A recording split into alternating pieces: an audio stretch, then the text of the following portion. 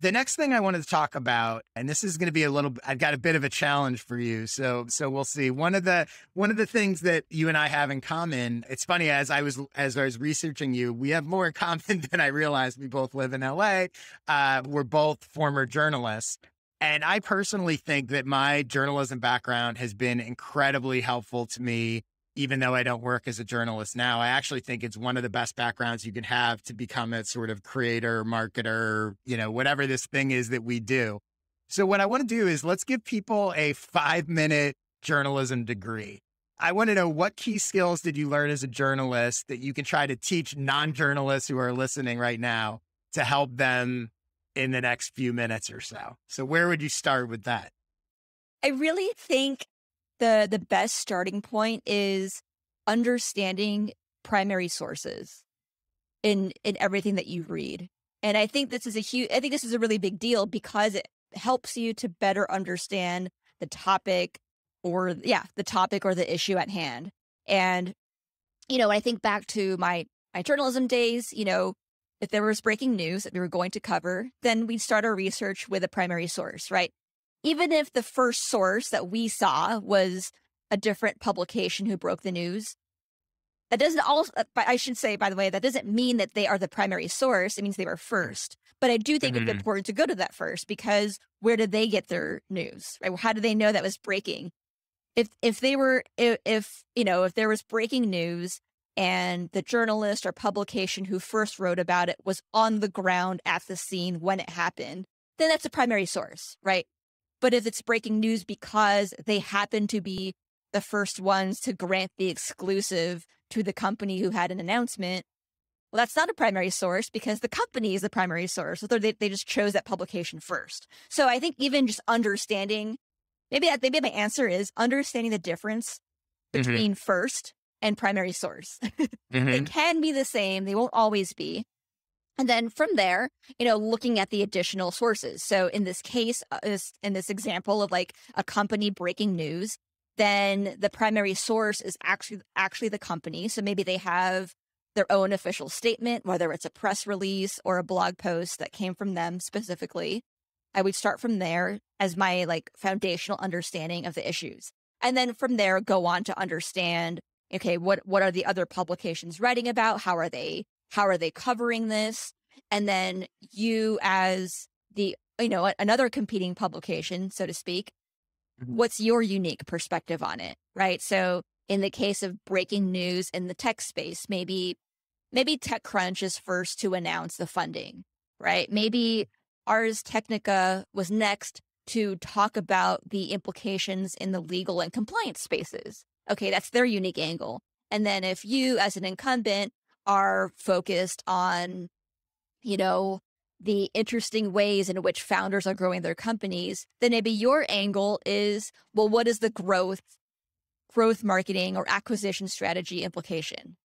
How does this affect their path to growth, right? There are a lot of different ways that you could see this as a creator and how you can kind of leverage best practices or,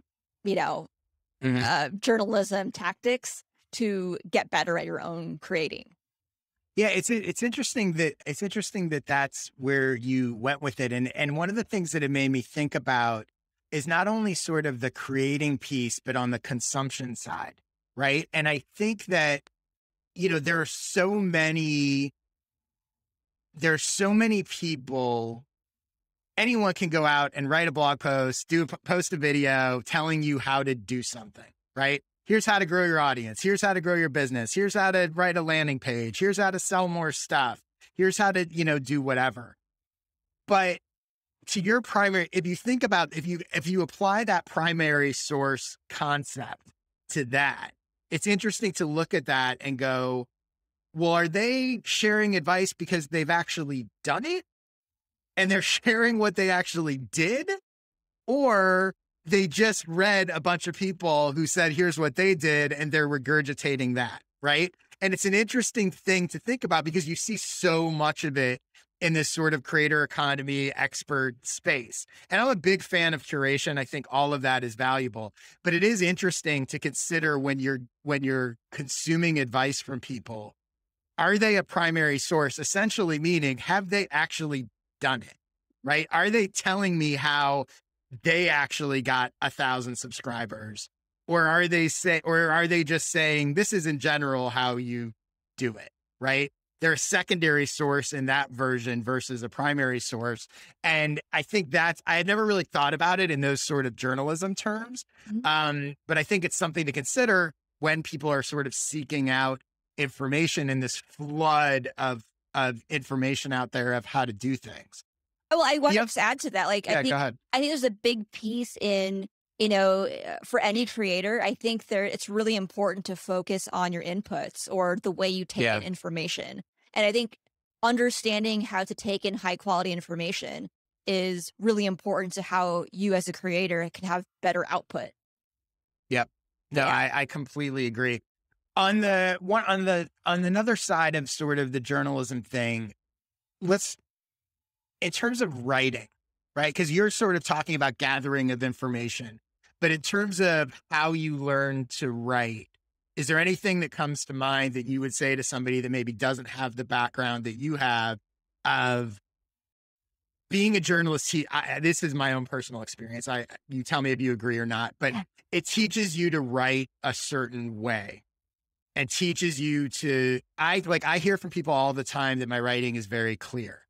And I think that's a direct result of a journalism background. If I had studied creative writing or fiction or whatever, my guess is my writing style would be different, right? But I'm so just curious if there's anything that you've noticed that you sort of have picked up on, or writing tips that you would give people, the things you learn as a journalist in terms of writing that other people might benefit from.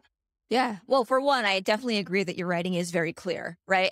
And by clear, right, this might still be kind of abstract to someone listening. Like what is clear? It's easy to skim, easy to understand. I think the other piece is using jargon strategically, right? I actually think jargon can be a really good thing, right? Because if you're using the words correctly in a given industry or niche, then it's also kind of showing that the audience that you speak their language, or that you're kind of on the inside of the community with them. So I think using some of that, but not, using it too much to the point that your article or your essay requires a lot of Googling on the side. But I think being a little bit smart about that. I think even just things like removing adverbs, if you can, that helps a lot.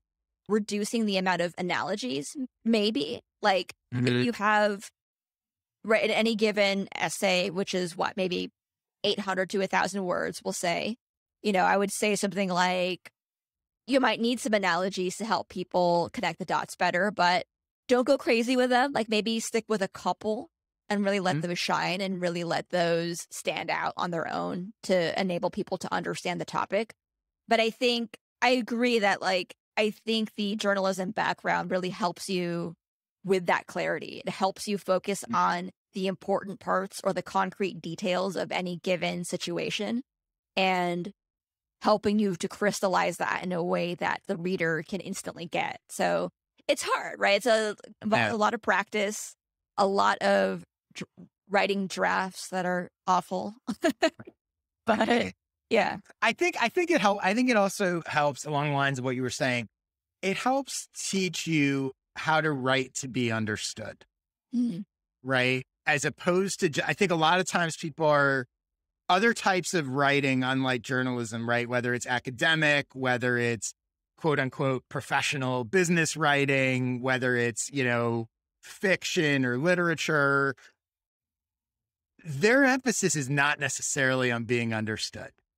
Yeah. It's part of it. I think as a journalist, there's a strong emphasis, also a strong emphasis on understanding what you're trying to say. Like my guess is that when you sit down to write something, you have a pretty clear idea. I don't know and I guess, to what extent you outline or not, but I'm guessing you go into it with a pretty clear sense of what you're trying to say. And I'm not sure that everybody does that.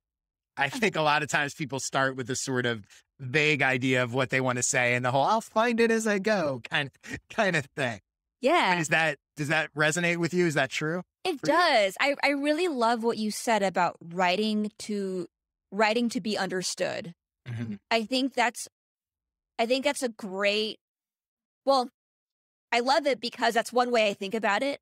But I think Mhm. the other side to that is writing to make the reader feel seen. Because I think Yeah. it's both. I think you kind of want to hook somebody by making them feel seen or understood, but then you Mhm. continue writing so that you could be understood, like Right. your It's like, message. Yeah. right. It's like you want to write, and I'm going to combine. That's actually a great point. It's like you want to write to be understood, and so that your readers, and to show that you understand your readers, or for your readers to felt understood. You want to be understood, and you want them to feel understood. I Yes, guess, exactly. is another way to put it.